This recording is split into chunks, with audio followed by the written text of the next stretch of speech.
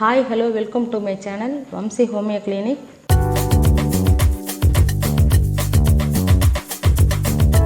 வணக்கம், நான் doctor Ananthanayaki, homeo doctor. இன்றைக்கி தான் சேனலை முதல் முறையாக பார்க்குறீங்கன்னா சேனலை சப்ஸ்கிரைப் பண்ணிவிட்டு பாருங்கள். வம்சி ஹோமியோ கிளினிக் சேனலை சப்ஸ்கிரைப் பண்ணிவிட்டு பாருங்கள். உங்களுக்கு வீடியோக்கள்லாம் பிடிச்சிருந்துச்சுன்னா லைக் பண்ணி ஷேர் பண்ணி கமெண்ட் பண்ணுங்கள்.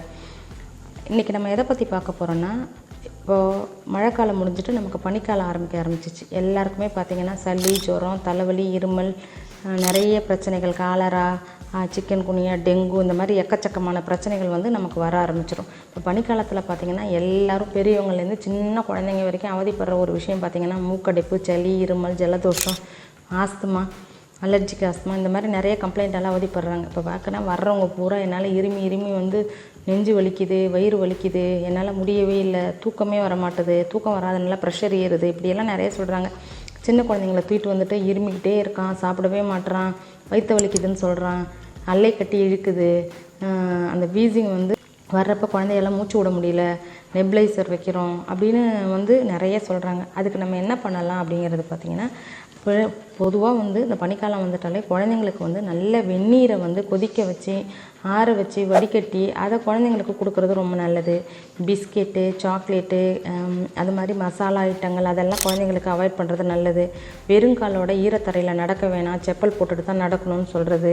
இப்போ வெளியில் போகிறப்ப நல்லா சில்லுன்னு காற்று வீசுறதுனால அவங்களுக்கு நல்ல ஒரு ஸ்கார்ஃப் கட்டிக்கிறது, எக்ஸ்போஷர் ஆக விடாமல் பார்த்துக்கிறது, குழந்தைங்களோட கிளாஸை வந்து நல்லா சுத்தமாக துவைச்சி போடுறது, அவங்க போடுற ஸ்நாக்ஸு, மற்ற அவங்க போடுற யூனிஃபார்ம்ஸ் இருக்கட்டும், கலர் ட்ரெஸ்ஸாக இருக்கட்டும், அதெல்லாம் நல்லா சுத்தமாக துவைச்சி போட்டுடணும். இப்போ குளிர்காலத்தில் காயாது, மழை வெயிலில் காயாது அப்படின்னு நம்ம எந்த சாக்கப்போக்கும் சொல்லாமல் துணிகளை வந்து நல்லா துவைச்சி நம்ம அலசி காய போட்டு அப்புறமா நம்ம மடித்து வச்சா தான் குழந்தைங்களுக்கு வந்து அந்த அலர்ஜி, அந்த ஃபங்கல் இன்ஃபெக்ஷன், பூஞ்சையெல்லாம் இருக்கும். நம்ம ஈரத்தில் பார்த்திங்கன்னா பூஞ்சை வளர்கிறதுக்கு வந்து ரொம்ப முக்கியமான ஏதுவான ஒரு சாதக நிலையை ஏற்படுத்தி தர்றதுனால பூஞ்சைகள் வந்து ஈஸியாக வளர்ந்துடும். இப்போ பார்த்திங்கன்னா நம்ம வீட்டிலே பார்த்திங்கன்னா டாய்லெட் பாத்ரூமில் இருக்கும், இல்லை கதவு கைப்பிடிகள்லாம் இருக்கும், நல்லா சுத்தமாக குழந்தைங்க பிடிக்கிற இடம், கை வைக்கிற இடம் எல்லாத்தையும் வந்து நம்ம சுத்தமாக க்ளீன் பண்ணி வச்சுக்கணும். குழந்தைங்கள வந்து காலையில், மத்தியானம், நைட்டுக்கு எப்போனாலும் வெளியில் போயிட்டு வந்தாலும் சரி, ஸ்கூலுக்கு போயிட்டு வந்தாலும் சரி, சாப்பிட்றதுக்கு முன்னாடி, சாப்பிட்ட பிறகு கையை நல்லா சோப் போட்டு வாஷ் பண்ண சொல்லணும், 2 டைம்ஸ் ப்ரஷ் பண்ண சொல்லணும். சில்லுன்னு எதுவும் சாப்பிட வைக்காமல், ஃப்ரிட்ஜிலேருந்து எதுவும் எடுத்து கொடுக்காம, ஐஸ்கிரீம்ஸு அந்த மாதிரி எல்லாம் எதுவுமே கொடுக்காம குழந்தைங்கள நம்ம சேஃப்டியாக வச்சுக்கிட்டாலே வராமல் தடுத்துக்கலாம். இப்போது கொசு எல்லாம் நிறைய கிடைக்கிதில்ல, கொசு கடிக்காமல் குழந்தைங்களுக்கு இயற்கையாக தேங்காய் எண்ணெய், செக்கில் ஆட்டின தேங்காய் எண்ணெய் நைட்டு படுக்க போகிறப்ப கை காலில் நல்லா தலை விடுறது, அந்த மாதிரி செய்கிறது மூலமாலாம் குழந்தைங்கள வந்து நம்ம பார்த்துக்கலாம்.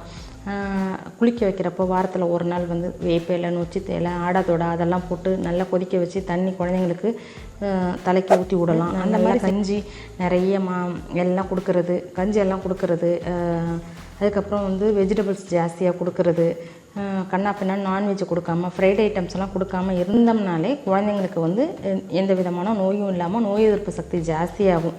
அப்படியே அவங்களுக்கு வந்து அதை மீறி வந்துருச்சு, ரொம்ப இருமல் வருது அப்படின்னா என்ன பண்ணலாம் அப்படின்னா, குழந்தைங்களுக்கு அவ்வளோ சளி இருந்துச்சுன்னா ஒரு 2 நாளில் வந்து மோஷன் வழியாக எல்லா சளியும் வெளியேற்றுறதுக்குரிய மெடிசன்ஸ் என்ன அப்படின்னு பார்த்தோம்னா ஈஸியாக எல்லாருமே பண்ணலாம். எல்லோரும் எத்தனை பேர் ஏற்கனவே பண்ணியிருப்பீங்க, பண்ணாதவங்க தெரியாதவங்களுக்கு பார்த்திங்கன்னா இந்த ஹோம் ரெமடிஸ்.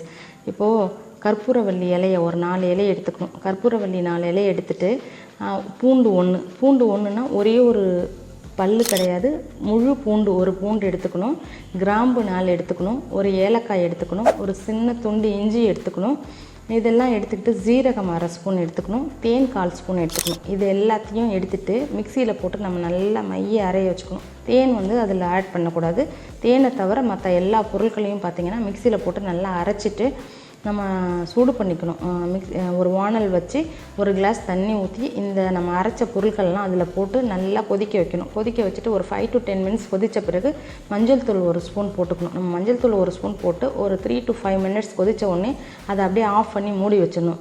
மூடி அது சூடெல்லாம் ஆறின பிறகு அதை நல்லா வடிகட்டிக்கிட்டு அதுக்கப்புறம் நம்ம தேன் கலந்துக்கணும். ஏன்னா இந்த கஷாயம் ரொம்ப கசப்பாகவும் காரமாகவும் இருப்பதனால என்ன பண்ணணும்னா, பெரியவங்க வந்து 1/4 கிளாஸ் அரை கிளாஸ் அந்த அளவுக்கு தான் நைட்டில் டெய்லிக்கும் எடுத்துக்கணும். இதை சேவ் பண்ணியெல்லாம் வச்சுக்கக்கூடாது. அன்னன்னைக்கு நம்ம ரெடி பண்ணிக்கிறது தான் ரொம்ப நல்லது. ஏன்னா இது வந்து நம்ம எந்த விதமான ப்ரிசர்வேட்டிவ் கலக்காதனால சேவ் பண்ணக்கூடாது. அன்னன்னைக்கு தான் நம்ம தயாரித்து அன்னன்னைக்கு குடிச்சிக்கணும். இப்போ குழந்தைங்களுக்குலாம் பார்த்திங்கன்னா, இப்போ 7 இயர்ஸ்க்குள்ளார இருக்கிற குழந்தைங்களுக்குலாம் வந்து 1 ஸ்பூன் கொடுத்தாலே போதும். அது ரொம்ப காரமாக இருக்கிறதுனால 1 ஸ்பூன் தண்ணி கலந்து கொஞ்சம் தேன் கலந்துக்கலாம். பெரியவங்களுக்கு தேவைப்பட்டால் தேன் கலந்துக்கலாம். இதை நம்ம கொடுத்துக்கிட்டே வந்தோம்னா அவ்வளோ சளியும் நெஞ்சிலேருந்து கரைஞ்சி, மூக்குலேருந்து கரைஞ்சி, இங்கே இருக்கிற சைனஸ் தொலைகள்லேருந்து கரைஞ்சி, மோஷன் வழியாக 2 to 3 டேஸில் கம்ப்ளீட்டாக சரியாகி இருமல் குறைஞ்சிரும், சளி சரியாயிடும், ஜுரம் எதுவுமே வராது. குழந்தைங்களுக்கு அவ்வளோ விதமான நோய் எதிர்ப்பு சக்திகள் நல்லாவே கிடைக்கும். அதனால் இந்த வீட்டு வைத்தியம் சொல்லியிருக்கேன், தெரிஞ்சவங்க கண்டிப்பாக செஞ்சுருப்பீங்க. தெரியாதவங்களுக்கு இதை செஞ்சு பாருங்கள்.